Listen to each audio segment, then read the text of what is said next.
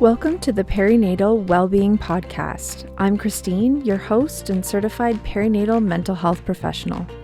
This podcast is all about authentic conversations. We want to open up the discussions around perinatal health and well-being, from mood and anxiety disorders to breastfeeding to grief and loss in the perinatal period, and everything in between. While this is not therapy or medical advice, it is the place where we are going to continue to open up the discussion around all things perinatal mental, physical, emotional, and sexual health to help reduce stigma and break down these barriers to support. I acknowledge that many Indigenous nations have long-standing relationships, both historic and modern, with the territories upon which Perinatal Wellbeing Ontario is located. Today, this area is home to many Indigenous peoples from across Turtle Island. I am proud to acknowledge that there are 46 treaties and other agreements that cover the territory now called Ontario. I acknowledge that I am a settler on these lands, and it is on these ancestral and treaty lands that I live, learn, and work. Hello, and welcome to Perinatal Wellbeing episode number 14.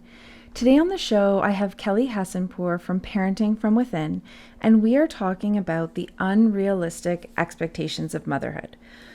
We cover a wide range of topics, from gendered stereotypes to patriarchy's impact on motherhood and the systems that we birth in, to integrating our mom parts. We could do a separate episode on each of these topics. So this is really just to get the conversation going and to start challenging some of these unrealistic expectations. Enjoy. Hi, Kelley. Welcome to the podcast. Hi, Christine. Thanks for having me back again. Yes, I'm so excited because we have been talking a lot about these unrealistic expectations of motherhood. Yes. You know, you talk about like these perfect mummy myths, right? A lot in your groups and with the people you interact with. And I see this coming up so much with my clients as well. And even on a personal level, for both of us, like we, have these different parts that have affected us in our parenting and our coping. So we thought we would just get together and talk about these concepts. And so, for us today, really, we both identify as moms. Yes. And it is going to be very gendered language today, but really kind of focusing on how, these gendered stereotypes affect us as moms and how we cope and how we become moms, how it shapes us. But I think even how they affect the family dynamic, right? Even for people who identify as dads, right? They can have these big impacts. Yeah, definitely. Yeah. So tell me, like, what is kind of like this, the first one that really stands out for you that comes up a lot? Yeah. So when we're talking about like that perfect mommy myth or being a good mom, I often say the one that bothers me the most is when you hear like a tribute to a mom, and almost always you hear them say, oh, she was so selfless. She always put her kids first. She never like took care of herself. And that is like held to this standard. It's that like mom is martyr kind of thing, right? Where these moms are held to this standard of like, they don't matter anymore and everybody else matters more than they do. And so I always, like, anytime I hear a tribute like that and they're like, oh, she was such a wonderful mom, I'm always like, well, was she? Like, right. Did she not struggle? Yeah. And like, did anybody stop to think about maybe how she was doing or how she was feeling? And I think you see this from day one, right? When you hear women or birthing people talk all the time about how like they give birth and all of a sudden, like, they're just in the background, despite like the trauma that has just happened to their body and the healing that needs to happen. It becomes all about baby so quickly. And moms are really put into the background. Absolutely. And I think that's where those gender stereotypes are so, can be so damaging, because we do have this vision of like, once a person becomes a mom, that's their entire identity, right? Like that's going to be all of you. That's going to define who you are. Your name is not Kelley or Christine, it's mom, right? And like, for example, I don't know about you, but at my kids' doctor's appointments and stuff, like I'm always called mom. And I'm like, that's not my name. My name's Christine. I am their mom and I'm also a person. Right. So, and it's okay if people identify like that, that's kind of one of the biggest or most important parts to them. That's okay. But I don't think it's true for all of us. No, and I think it gets like, and I even think it can be still your most important part, Yeah, but it doesn't mean it's all of your parts. that's right. That's right. Yeah, and that it's so easy to become sucked into that mom as martyr stereotype Yeah. that and to hold that up as your picture of what it means to be a good mom. Right. Um, that it's like, so for me personally, it was like I had worked very hard in my career and I was very young to be in the position that I was in before I had my baby. And then I didn't go back to my full-time position after my son was born. And it was about, I still worked part-time, but it was like very in the background and I was predominantly mom. And it was about when my son was 3. I was out for a walk one day and I don't know if you, I think you've read Untamed by Glennon Doyle. Yes. Yeah. And Absolutely. I was listening to the podcast with Glennon Doyle on Brene Brown. And it was just, I hadn't read the book yet. And they were just telling the cheetah story. And I turned into like in the middle of the road, like full blown sobbing. And I was like, oh my God, what happened to me? Like, where did I go? I was like, I used to be a goddamn cheetah. And like, where did that cheetah go? Um, but like I had gone so far down into that like mama's martyr spiral that I didn't realize it. Um, until after I listened to this story and it was kind of brought to the forefront. Yes. I had the same reaction to that podcast episode. I remember I was on my lunch break at my old job and I was walking around town and just getting some fresh air, listening to the podcast and hearing the story and I just started bawling. I'm like, can I be a cheetah? Who am I? Totally. And again, like it's so hard. I think that we also, I talk about this a lot with clients is trying to integrate that mom part into our system when we do become parents. That's a huge transition, right? Because then it's like all our other parts have to kind of make accommodations for a new part coming on board. And for example, maybe if we're partnered, right? Like our partner part is going to be slightly different and kind of change a bit in relation to also being a parent, Yeah. right? Or like even then that transition back to work, going back to work as, we have our employee part, for example, or, whatever we are. And then that's going to be different now in relation to we're an employee and a mom part, Yeah. right? Yeah. And it's trying to like integrate all those parts without having one part. Well, I think what happens a lot of times is that mom part comes in, and I think like for the first part, it totally takes over, which is like kind of understandable with a newborn. Yep. But then too, it's like, I feel like oftentimes we're like, okay, well, we don't have enough room anymore for all of these parts. And what part should I like do, or do I need to get rid of? And it's like, okay, I'm going to take the me part out of this because like I still need to be a mom and I still need to be a partner. So I'll take care of the me part later. Yeah. Yeah. When my kid's like 20 or something. Yeah. Yeah. Yeah. And you see that all the time, even in just like, I don't even like in healthcare appointments, right? Like how many women go for years, myself included, with like bladder leakage after having a baby because you're like, oh, I don't have time to like see a pelvic floor physio right now. Like that's seen as almost like a luxury, right? To go and have that treated where you're like, I'll take care of that later. Yeah. Well, that's Yeah. a really great segue into that kind of, even the physical aspects of that mom is martyr, mentality and these like gendered stereotypes of like, as a mom, we're supposed to just suck it up. You know, for example, like if you're carrying a baby, like if you're pregnant or giving birth, or like you're supposed to be in pain, like you're supposed to kind of feel you're just supposed to be experiencing a lot of pain and discomfort, and like it's fine, you know, like you're Yeah, and having a it's the baby. same. Yeah, it's the same as afterwards, right? Yeah. Women who say they're still in pain months later, and people are like, "Oh, well, that was just part of having a baby," Yes. or you're having bladder leakage or whatnot. And there's so much like I say all the time, like just because it's common doesn't mean it's normal. But we just like our whole system is set up in a gendered way, right? Like Absolutely. if you're talking, if if it wasn't women going through childbirth, like in no other, I don't even know what example to give, but like if you're going for knee surgery, you are sent home with a rehab plan and follow-up appointments, and like a whole support system in place where you have a baby and you are bleeding and you are in extreme amount of pain and you are handed a baby and said, good luck, we'll see you in 6 weeks. Yep. For like And a like 15-minute appointment, and we're only just checking, you know, what's going on physically, and we're sending you out the door.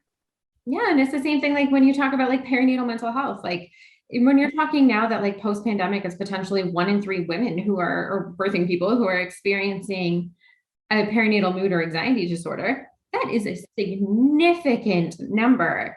And you can't tell me that if it was men suffering at a rate of 1 in 3, that there wouldn't be like a provincial or a national strategy in place. Already in place. Yeah. Yeah. Yeah. And that's it just comes out in so many different aspects, like you said, right? Like getting support physically for whatever's going on with us. You know, I still experience pain, pelvic pain. My youngest Yeah. is 9. Yeah. And I'm just like, for so many years, I was like, oh, well, it's because I had kids. Like, so Yeah. just suck it up. And I never asked anyone about it. Girl. Yeah, Yeah. That's exactly. it. People don't even ask. No. And yeah. And I think too, like for a lot of people, when you're like talking about the sort of physical repercussions of childbirth, you're talking about such a vulnerable area of your body most of the time.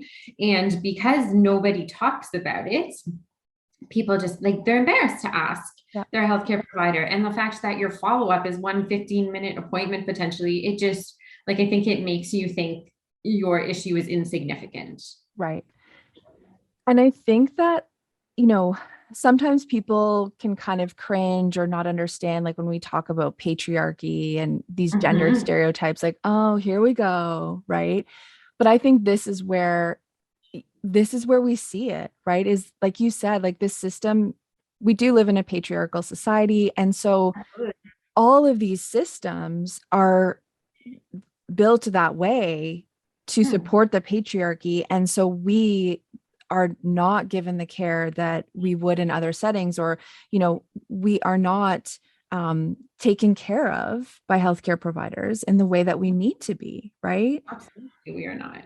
No, definitely If you were not. really set up, like I think I said this on the last podcast too, like Yeah. if we were going to really set up birthing people to be successful, you wouldn't send them home for 6 weeks and have 1 15-minute follow-up. You would have an appointment with a pelvic floor physio set up. You would have an appointment with a therapist set up, Yep. at least one. Like there's so much support out there. But we're just not, and for a publicly funded system, we're just not actually providing the support that's needed. Absolutely. Yeah. Absolutely. And even if you think about too, like I still kind of cringe when I think about this, but you know, birth trauma Mm-hmm. and even like obstetric violence, Mm-hmm. you know, I remember thinking, okay, well, when I had my kids and talking with other moms, like close friends and stuff, it's like, oh yeah, like when you have your kids, like your dignity goes out the window. And Yeah. this was just That's like a just thing. expected. Yeah, It just is what it is, it right? is what it is. Like it's, you know, your dignity goes out the window. Like, you know, anyone and everyone can be in there and looking at you and, you know, Yeah. and now looking back, I cringe that I accepted that. as like the standard, like that's okay. And then also like telling other people that who were expecting a baby, like, oh, don't worry about it. Like it's normal. Like you lose your dignity and it's fine. Why can't we birth and keep our dignity and be respected physically and emotionally? Why is the system not set up to do that for us? And that comes back to about the whole piece of like birth trauma in of itself, where we know like birth trauma is not always and often not centered around like a physical outcome. It's around not being listened to, not feeling heard, not feeling respected, not feeling like you're a part of the decision making. Um, that is typically where you see the trauma come from. And then you're talking about, like, I can say for me, like, I had a fairly positive birth experience. But if you're talking about somebody who's like never really experienced trauma in their life and you're feeling this way, like you're feeling like your dignity goes out the window and you're not being respected, you throw on like previous trauma on top of that, and it's just like you're set up for total failure.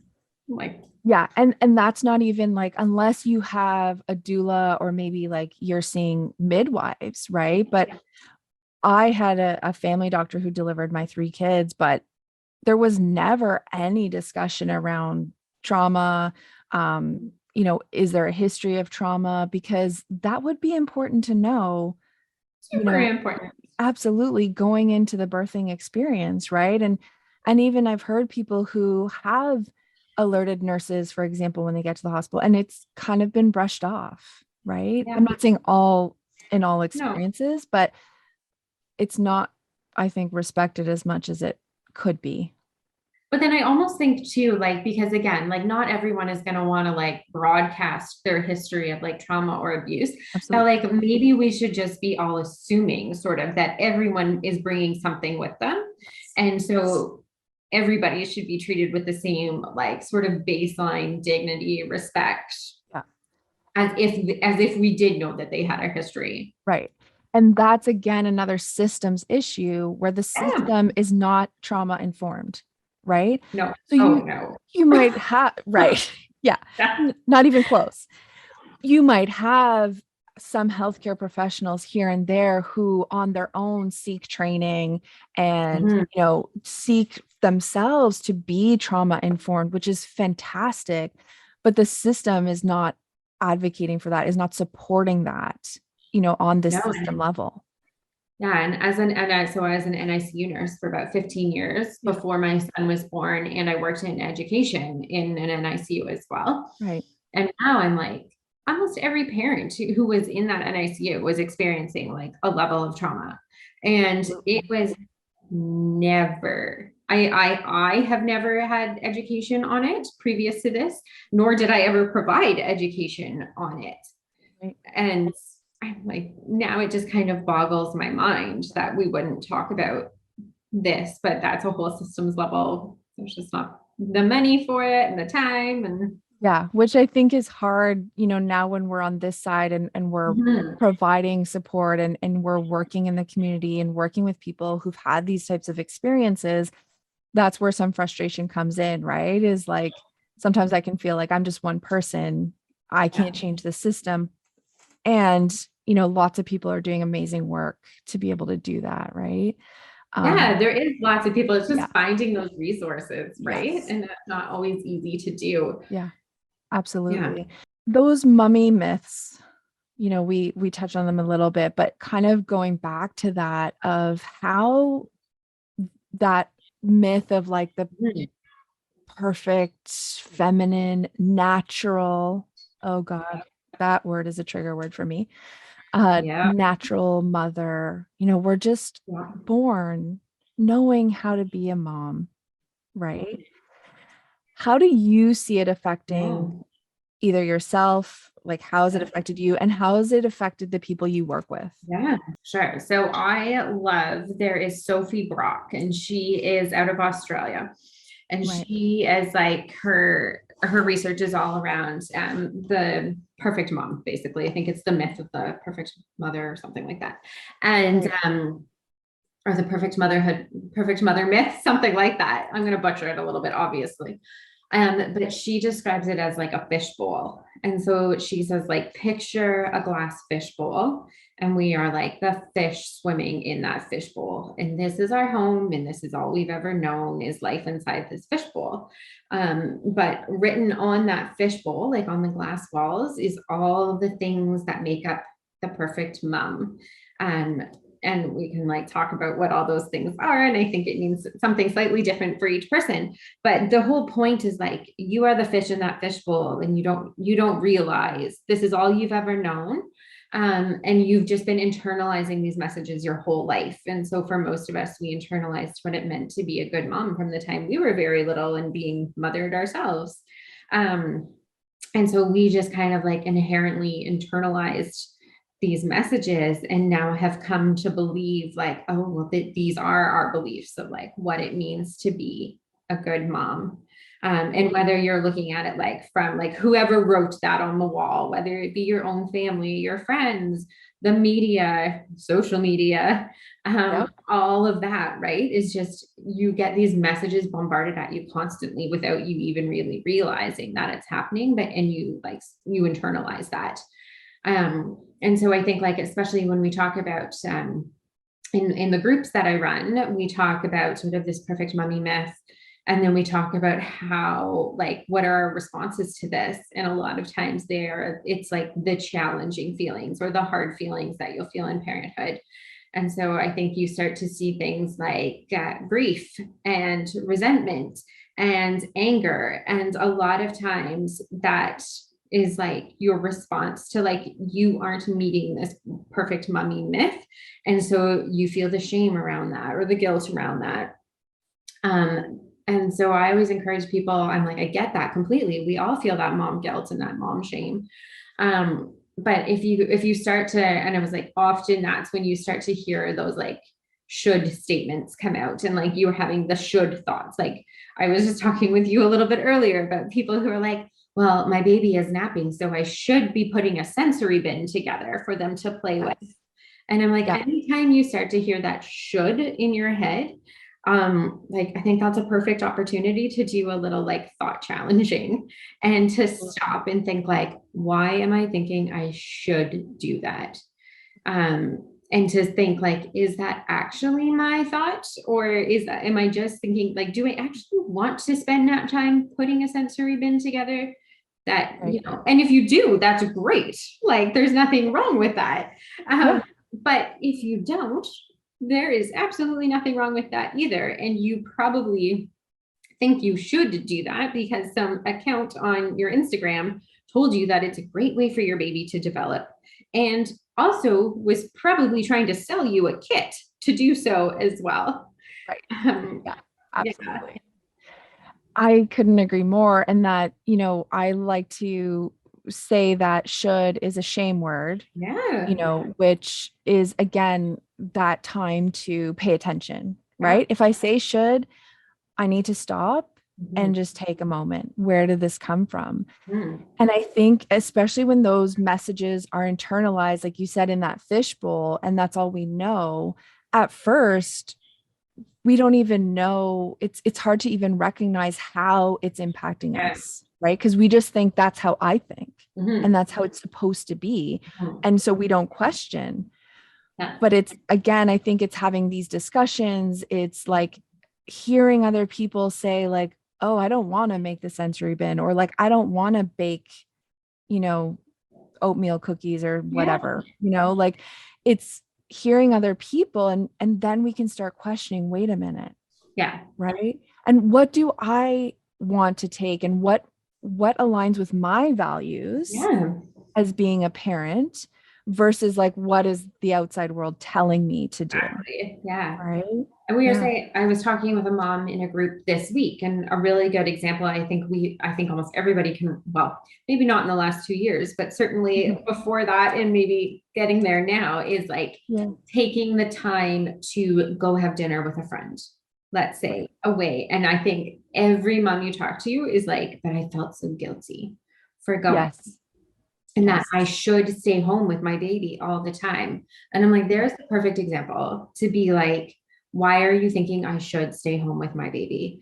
I'm like, well, one, because that like perfect mother myth has told me I'm supposed to love every moment of motherhood and I'm never supposed to want to break from being a mom. And I'm like, so there, right there, like there's something like that is just unreal. That can't be, yeah, it can't be realistic. It can't be realistic. Yeah. And I'm like, too, and then it's a great time to like take a little, like another little thought challenge and be like, but if I don't go, I'm probably going to be angry. I'm going to be resentful that I didn't get to go and have that break. Whereas I know if I go, I get a little break. I get to refresh a little bit. I maybe get to remind myself of a time of myself before I had my child. Like find that part of me again for a little bit. You're really going to go home and be a lot more refreshed and be a quote unquote better mom. Than if you just bought into that should that you had. Yeah. And like that touches on so many of those motherhood myths. Like I should be with my kid all the time. I shouldn't take a break. I should be a martyr. I should also love every second of motherhood, whether it's like changing crappy diapers or, dealing with tantrums. Because it goes by so fast, right? And I'm like, exactly. I have to soak up every second. And it's like, I don't know anyone that actually really loved changing crappy diapers or like listening to toddler tantrums. Like there was no time where I was like, I am so grateful for this. I'm so grateful that my kid is screaming and kicking in the middle of the grocery store.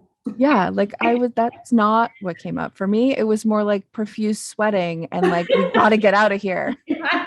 Right? It's my nearest escape hatch. Yes. What is the exit plan? Right. And like, of course, gratitude is like a lovely practice that can absolutely help us. But when my kids were younger and even now, I chose to practice gratitude in those moments where I was connecting with them in a way that felt good for me. Like if I was like giving them their bottle and just like enjoying like when they were not running around or like not moving around and not making noise because they're drinking their bottle. And I was like, oh, they're so cute. I love them. I'm grateful for them now. Right. But not having to feel like grateful for the hard work of parenting. And I think those shame feelings come in like almost immediately. You talk to a lot of moms about like even that baby blues period where like it is super common for people in that baby blues period and beyond to be like, what have we done? Like who thought this was a good idea?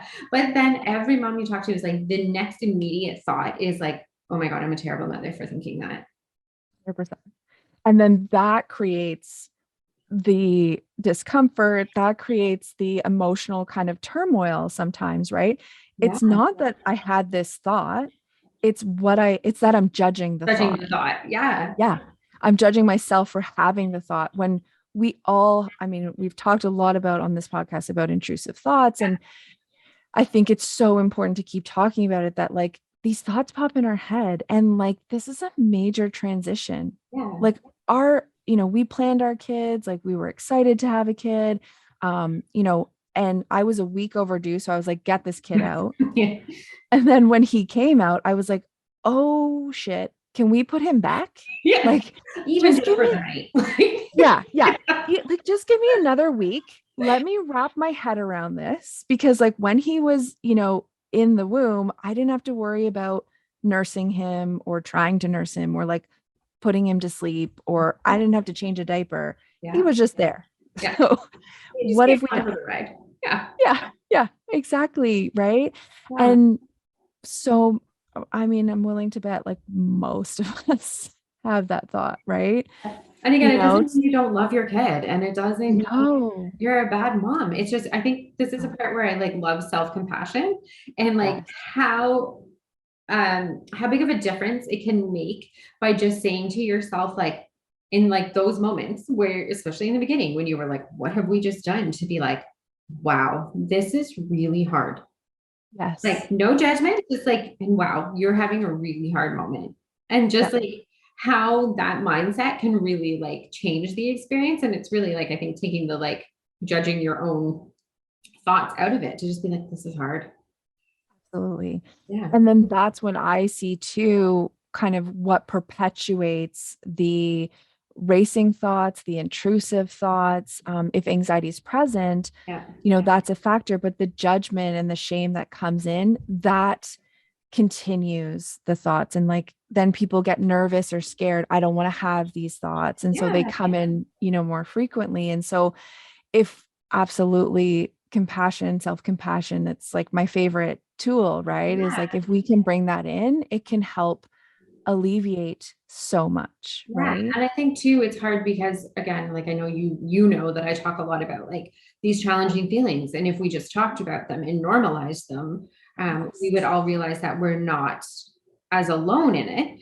But I think a lot of times people feel like when they do try to voice a little bit of those challenging feelings, they're met a lot of times with like, oh, you just wait, like it's going to get so much harder.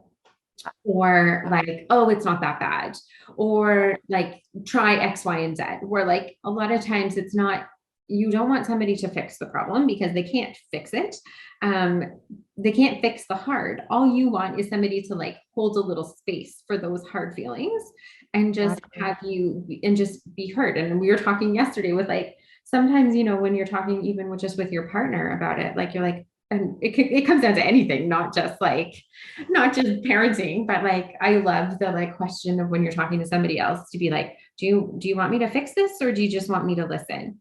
Or to try to fix this or do you just want me to listen? And like I think most times we all just want to be heard, and to have our feelings validated and not brushed aside. And that goes back even to like the whole medical system piece too, right? Where like a lot of times you're just feeling like you're not being validated and your concerns are not being listened to.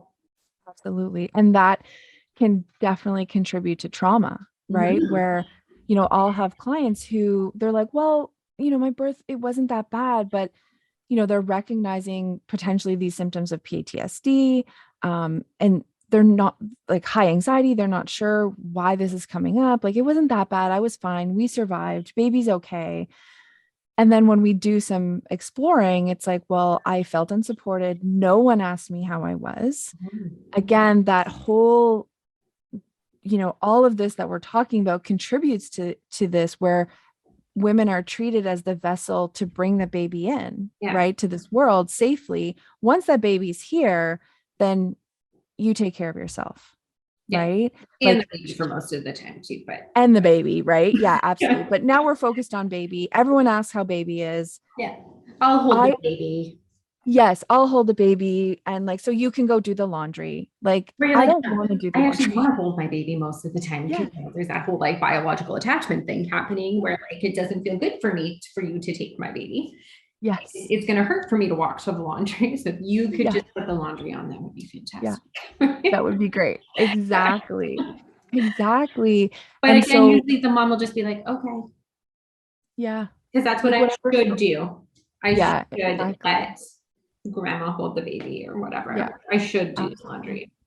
Yeah, absolutely. Because I'm a mom and I have to do everything. And, so I think too, those gender stereotypes come in that way, like that, the unrealistic expectations of motherhood, Yeah. that like I'm supposed to be a good mom that like does everything, keeps everything together, takes care of everyone, takes care of the home. Um, though, and then you're on mat leave, so you're at home, right? Like, and if their partner goes to work outside of the home, or even now is working in the home, but like I'm working. And that's the thing too, is like people think I can't take a break because, I'm a mom. But I Mhm. say to them, well, when you were working outside of the home, did you take a lunch break? Oh yeah, I always took my lunch. Yeah. And Okay, have so you eaten today now that you've become a mom? exactly. Like, well, why are you not taking a break, or like, you know, meeting your basic needs, right? Like, what is the difference here? Yeah. And I know some people don't necessarily want to look at motherhood as work. Mhm. However, personally, I feel there's a lot of aspects of parenting that is work, Absolutely. right? Of course, like there's things we have to do to like take care of this baby and take care of life Yeah. that is like work. So why can't we take a break? Yeah. And I think a lot of that comes down to like it's the mental load, right? And the mental load is invisible. Exactly. And moms tend to carry that all because they're the ones who are typically the primary caregiver. Absolutely. And I struggle with that Yeah. a lot. That mental load and carrying all these things. Like my kids could ask me the most random thing, like, where is this toy that I had when I was like 4? And I'm like, oh, it's under the blah blah blah in that box. And sure enough, and I'm like, why do I know this? Right? But it's all this information, all the every kid's appointments, doctor's appointments, my appointments, my work schedule, their school schedule, their homework, Extracurriculars, looking into it, like not just the yeah, fact that we're doing it and taking it, but being the one to like look into it and what do I think they want to do and like how am I going to get them there. We're absolutely. talking about like it's coming up a lot, like in terms of the mental load right now with like moms who are starting to travel a little Right. bit and they've never done it with a kid before, because this is, I Yeah. think you're just going to see this a lot more right now. Yeah. And the like mental load that comes along with trying to travel with a kid, of Mhm. like, the food, Yep. like how am I going to feed them on the plane and how am I going to keep them quiet on the plane and what can I even bring on the plane, like what's Uh, allowed to come on the plane with me, and like yes. what if I can't feed the kid like Yeah. just Yeah. like, and what if we get sick, where's the closest like, you know I Hospital remember or like we went to Jamaica in December of 2019. Very glad that we did that now. Um, wow. but like just like going through, I had like he wasn't quite 2. And being Mhm. like, just the things like, how are we going to entertain him on the plane? Is the passport, like, do we have the passport to go? I'll go take him for the passport picture. Like, where's being a nurse? I was like, so if Yeah. we need medical attention when we're in Jamaica, like, where is Very the good. closest hospital? Yeah. Like, just all of that, right? Where, like, I'm fairly confident my husband did not think about those things.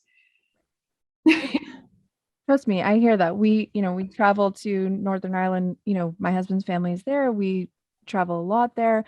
And traveling with 3 kids, Yeah. just like I remember like when they were little, kind of like each having their own little backpack, like those Yeah. little like preschool backpacks, and like, okay, filling each one with stuff that will keep the kids entertained, like, and it's different for every kid, Mhm. and making sure everything's in there, and then like, where are the diapers and where are the wipes, and like, is everything accessible, and yeah, how am I going to make the bottle, and what snacks can I bring? And Yeah. um Exhausting. absolutely, it's a lot. And then I'd be like, to my husband, like, you know what, babe, I think you can pack your own luggage. Like, yeah, because like I got a lot here. Yeah. Yeah, yeah, he can. Absolutely. Yeah. Right. And so even like then let's say if we recognize that, right? Especially now my kids are older and I am recognizing more these, how these are impacting our family, Mhm. me. And so then we talk about division of labor. In our house, we don't have typical gendered roles in terms of labor. Yeah. I mean, we do have some, of course, but my husband loves to cook and he Yeah. cooks, a lot for the kids and me, and which is lovely because I struggle with it. Mhm. Um, Takes a lot of executive functioning to cook, and it's not, it's impaired in my brain. So, um, we've kind of officially said, okay, my husband's the one that cooks, he does all the meals. I don't think about it, Yeah. which has been incredible for me. However, even my kids make jokes about it. I have 3 boys. Yeah. So they make jokes about it, like, oh, mommy never cooks for us. Like, it's daddy that cooks, right? Like, as if like I'm deficient because I don't cook as a mom, Yeah. right? And Like it's would like, the opposite ever be like ever be said? exactly, no. Like, if daddy cooks for us, it's like amazing, right? But if I cook for them, it's just like, oh, well, mom just put that together, you know? Like there's been this like meme, or I don't know what they're called. I think that's a meme like circulating the internet as of lately, of like dad takes the kids to the park and people are like, Yeah. oh, he's such a wonderful dad. And Amazing mom, dad. yeah, mom takes the kids to the park, takes out her phone for like 1 second, and Mhm. like the comments of like, oh my God, can you believe she's on her phone? Or like just all of those She's like things. neglecting her kids. Yeah, right. Like you see it all the time. And I think people are aware of it happening, or at least I think moms are aware of it happening. But yeah, it's just that double standard, right? Of like, even when you look at the terminology of like dad's babysitting tonight, Yes. if that's actually being a parent. Right. He's parenting his children. Yeah. That's right. That's right. And again, like all these things, I mean, these are like big topics and I think we could talk forever, but like Yeah. they definitely influence us on this like family level, personal level, in big ways where Yeah. I had to reconcile like, okay, I'm quote unquote letting my husband take over the cooking, where this was a massive relief to me. And actually, I'm so grateful to him for that because it's been really life-changing for my brain and my coping. Yeah. And yet I do get pushback, around it. And probably pushback from yourself, right? Like Oh yeah, like, oh my the God. intrusive thought of Yes. Like I should be doing that because I'm the mom. Like, yeah, absolutely. And even, funny story when I was pregnant with my youngest or my oldest, I thought, okay, when I give birth, I'm going to become this like very feminine, like woman who doesn't swear, who has like long flowing, beautiful hair. And just like I had this like vision, like part of me was like, you're going to become a good girl.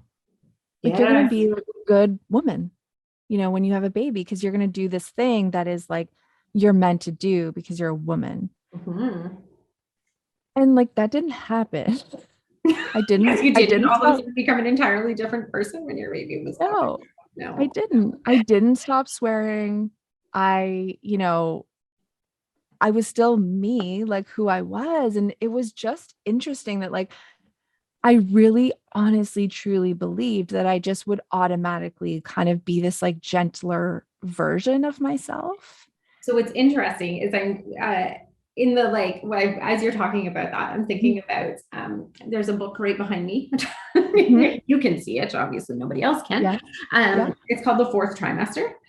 And Yes. it's by Kimberly Ann Johnson, and I love it because I think it's a very honest or like the most honest book I've read about motherhood. Yes. And part of it is like she talks about again, like how these messages are incepted into us from the time we are so young. And she talks about like often people who were brought up in a religious family really struggle when they don't fit the molds, because like even from the like now, like my Bible knowledge is not great, but when you even look like way back at like the image of like Mary is like the virgin. Yeah. Right. And then he didn't even have sex to become a mom. Exactly. And then there's like Mary Magdalene, who's like a prostitute. And that is like what is held as like, so it's like this virgin mother is that is like held as the like standard. The standard. And so she talks a lot about it in there about how like when you become a mom, this is kind of like that message has been incepted into you from like the time you were probably very, very small. And just so it's just like it's amazing, like in how in all facets of life you get these messages. Absolutely. Whether it's like work or the division of labor in the home or how you parent or how you feel as a parent, these visions that you have of like what you should be as a parent, it's all affected how you're treated in the healthcare system, how, labor and delivery goes and how your recovery goes, like all these things are impacted. Yeah. And do you feel like we talk about this in our groups that like when you had this idea of what you thought, your hair was going to magically grow and you were going to be this, yes, this feminine like, mom, quote unquote feminine ideal. Yes. And then when you didn't become that, did you experience like grief for not being the mom like you thought you were going to be? I actually would say it was more shame than grief of like, well, then what's wrong with me that I still swear or that I, don't love every aspect. Like I loved, I did have the baby blues with my first and then kind of after that I felt great and, loved being home with my kid. But I didn't love like doing laundry and cooking all the time and whatever. And so I kind of felt like a bit of shame, like, oh, I'm not, this feminine mom. And then that also was definitely intertwined with my challenges with nursing and that I didn't quote unquote successfully nurse. Yeah. So that brought on the shame because that was like proof I'm not feminine enough. Yes. Right. Like that was a big one for the femininity piece of like picturing this like beautiful, thin mom who like, lost her baby weight a month after delivery. Yes. Yeah. That was not me. Yeah. And like this beautiful image of her breastfeeding her child, in this peaceful, serene way. And like that was not the case for me. It was like hectic and stressful and terrible. And yeah, so that one really hit definitely the grief around not being able to nurse the way I wanted to. And then the shame of like not being this ideal mom that I genuinely thought that I would become. And a lot of that comes down to like body image and stuff too, right? And like, yes, that is like, I think you could probably spend like an entire episode just on that. But again, it's like not meeting, it's that unrealistic expectation of what your body's going to, well, just the unrealistic expectation of women's beauty in general. We'll start there. And then like the postpartum period of like, yeah, you're going to bounce back. I despise the word bounce back. I guess that's 2 words, but I despise that term. Yeah. And just those like unreal and the shame that can bring on. And the fact that like your body's probably not going to go back to the way it was because like, you grew a human and then birthed that human, and then potentially fed that human. Like your body is not the same body you've had your whole life, but it's just, that's like a whole, because I know Brene Brown's work talks about like how like the top 2 shame triggers for women are body image and motherhood. Perfect combination. Exactly. Yeah. Exactly. Right. And like, if you look at Brene Brown's work, like she's a social worker, she's a researcher, right? Like she's a researcher in the social work field. And so this is backed by research. This is not just like, if you want to, use that as like some legitimate evidence, right? Is like that's the research that she's done. And that's what's come out of the research. So it's not just like, us girls sitting around and like chit-chatting and like, oh, motherhood's so hard and body image. It's like, these are real things and they impact us in real harmful ways. Long-term right? Of like my oldest is 14, my youngest is 9, and all of these things still impact me today. Absolutely. I've done a lot of work around it. However, those wounds are still there, and those ideals still of like, oh, like maybe I'm focusing on my career too much, or I don't like do homework with my kids and, or whatever, like I should sacrifice myself to like be there for my kids in whatever way they need. And there's such a big part of me that doesn't feel like I want to do that. Yeah. And I think it's really hard, like in the moment, it's kind of the same as that like whole going out for dinner thing of like, it's so hard to recognize when you're in the middle of that like kind of shame storm in your head, that like actually by like being with your kid for every moment of the day when they need you is actually going to have an impact on your mental health, which in turn is going to have an impact on your child. So like sometimes taking that, like you still need you. And with it's like that whole cliche of like, you can't drink from an empty cup, right? Right. It's very true. It's so true. Yeah, absolutely. And that's where like, I like to talk about with clients is like, what are you grieving from your old life, right? Like pre-baby, what are you missing? Like, what do you feel like you're missing in terms of like, oh, I used to do this, or I used to be involved in this activity or sport or whatever.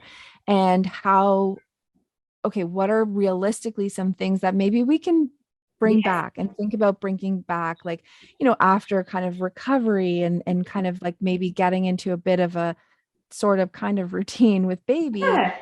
What can you bring back, right? Can it be seeing friends? Yeah, that is the best actually form of self-care that I've heard somebody say with small kids of like, because it is like, again, I'm not a huge fan of the word self-care because I think given this like weird definition of like self-care means like going for a manicure kind of thing, or it's either that or like going for a shower, which is also not really self-care. But the like the example that like resonated the most with me of self-care with a small child, because it is very hard to do, is like doing something for like even 5 minutes every day that reminds you of who you were before you gained the title of mom. And so that like really resonated with me of like, yes, that is what is important to me. Absolutely. Yeah. And that's totally what I talk about too, is like, I'm not going to necessarily suggest to a client, like, go to yoga for an hour a day, because that's not realistic. Right. But if it's 5 minutes connecting to yourself, right. Because yes, we have this mom part that has come in, but if we connect to ourselves and stay connected, then that's going to shine through in our parenting. Totally. Yeah. And that's going to sustain us, right? Exactly. If we stay connected to the self, right? Yeah, exactly. Absolutely. Yeah. So big question, yeah. But what do you think can help, with breaking down these myths and stereotypes? Again, massive question, but what do you think is helpful? I think it's like one of those, it's like a little step at a time, right? Yeah. And so I think there's I think the first time is just like, the first thing is just recognizing that this is happening. Exactly. Recognizing that you have been inundated your whole life with messages of what it means to be a good mom or a perfect mom. And recognizing that a lot of that is not realistic. So I think that is like the first step, is like just seeing that it's happening. The second is talking about it. I just really think that like the more we talk about it, the more we realize we're not alone in these experiences that we're having. Hopefully then we can decrease a little bit of that shame storm that happens. Yes. And that's the only way for collectively there to be change, is like if enough of us sort of band together and be like, oh, look, guys, this isn't cool anymore. Like, no, exactly. And I think a lot of it too is just like, it's like modeling what we want to see for a future generation too. And we were talking about it actually in a group yesterday of like, it doesn't, some people think it's like more important if you're raising a girl to have these messages, but I'm like, when the gender situation, it really doesn't matter. And I'm like, and if you are going to raise a boy who identifies as a boy and grows up in that role, then you don't want their expectation to be either that like when they have a family of their own, that their wife or whomever is just going to like put themselves aside. So I really think it's like important to role model for future generations. And that's the way that change is going to happen. Absolutely. Because we learn so many of these things from our family of origin, right? And even like I said, despite the fact that my kids see my husband and I not in gendered, household roles all the time, they still believe and still get these messages from social media, from pop culture, that like moms are supposed to be doing everything, right? My little guy was coming home at like 3 from preschool and being like, that's a girl thing, or that's a boy thing, right? And I was like, well, you can learn that here. So like exactly, it's so hard, but right? There's like examples right in front of you of how these messages are inundated. Like you were inundated with these messages from such a young age. Absolutely. And so, yeah, doing what we can to work on those in our, own homes, family system and homes. But me too, is like, I like to encourage people on with friends, is like having those authentic conversations, right? With our peers, being honest and open, even as a therapist, like if people ask me questions about my own experiences, I don't sugarcoat it, which I'm sure you guys have heard on the podcast. I'm authentic about my own struggles and what I love and what I don't love. And, it's not all doom and gloom, but it's not toxic positivity either. No. And I think honestly, that's like the greatest gift we can give to another new parent, Oh, yes. to just like be in it together. Absolutely. Giving people that space to say, oh my gosh, this is so hard. Like, was it hard for you? Yes. Oh my gosh, it's so hard, Absolutely. Any final thoughts that you want to share? I think so. I think we've covered a lot out there. And I think like almost with all of your podcasts is like the point is to know you're not alone in a lot of these things. Absolutely. Yeah. Yeah. Well, thank you so much. Where can people find you, Kelley?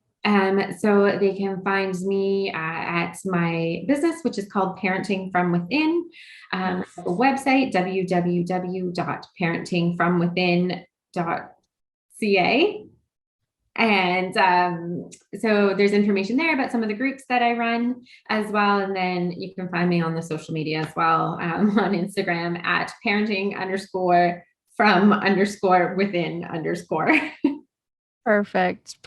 And I will, of course, link all that in the show notes. I'll also put in the show notes too. You mentioned Sophie Brock, and then also the fourth trimester, book that people can check out and anytime people want to comment or, check in with either of us, and continue this discussion, people are more than welcome. I love to hear from people when they listen to the podcast. Yes. And thank you for hosting it and having a space for us to talk about these hard things. Yes, my pleasure. Thank you so much, Kelley. Thanks. I loved this conversation. These are topics that I talk about on most days. They have big impacts on our day-to-day lives as moms and parents, and I think it's important for us to challenge these unrealistic expectations of motherhood. Please comment or get in touch on social media and tell me your thoughts on the unrealistic expectations of motherhood. Thank you so much for listening to this episode. Please share this podcast with any of your friends or family members who may benefit from it. If you feel you are experiencing any of the symptoms or issues that we discussed today, please reach out to any one of your supports. You can also go to perinatalwellbeing.ca for more information, blog posts, and podcast episodes. Check out our new episode every Wednesday.